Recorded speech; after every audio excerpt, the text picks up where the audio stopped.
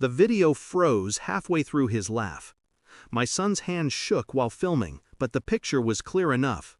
My medals, burning. My uniform, ash in the wind. And the boyfriend's voice cutting through it all. Worthless soldier trash. They cheered. My ex clapped along like it was a show. I didn't feel rage, I felt clarity.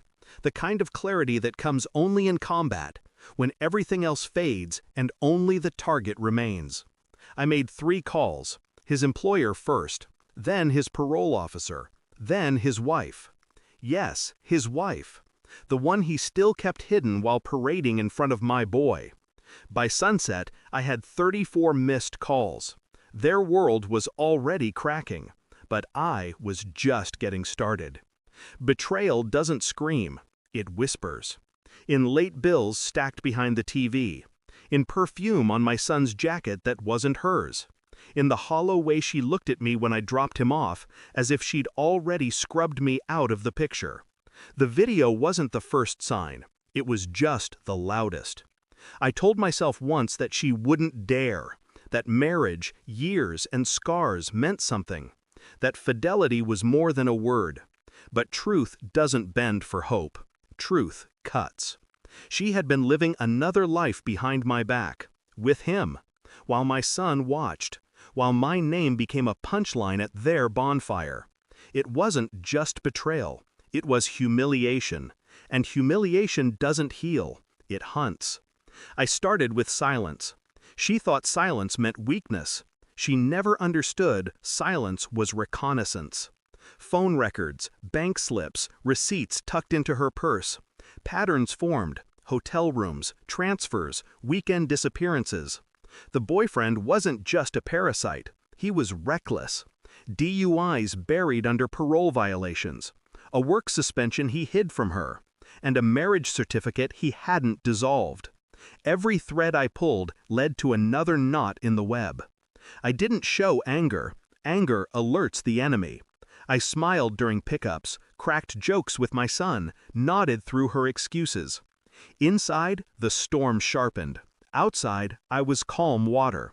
By the time I sat down with the investigator, an old friend who owed me favors, I already knew what he would find. I just needed confirmation, the truth in black and white. And when the truth arrived, it was heavier than any weapon I'd carried in war. The file slid across the table, thin but devastating. His employment record, terminated. His parole, violated. His wife, still legally bound. And her name tied to every part of it.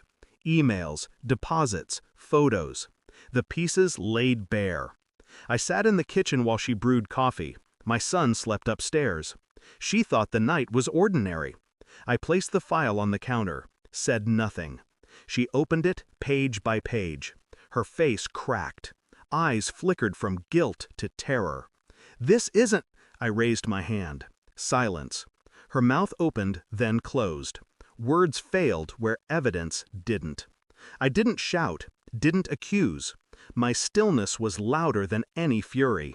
She realized in that moment there was no defense left, only exposure. I called her boyfriend, put him on speaker. "Your wife answered," I said, calm as a surgeon. Dead silence. Then a scramble, a stammer, a curse. I ended the call. Her face drained. Whatever lies she might have prepared, they dissolved with that one move. I didn't need to scream. I didn't need to fight. I had already detonated the truth under her feet. She begged then. Promises, apologies, hands clawing at mine. I pulled back. "Everything you burned," I said, my voice low, "was nothing compared to what you've just lost." Her tears meant nothing. They were too late. I left the papers on the counter. Divorce, custody, everything lined up. She didn't sign that night. She would. They always do when the walls collapse. I walked out without looking back. My son would never see me broken. Outside, the air was cold, clear, the kind of night where the silence feels earned. I understood then, betrayal doesn't end with vengeance.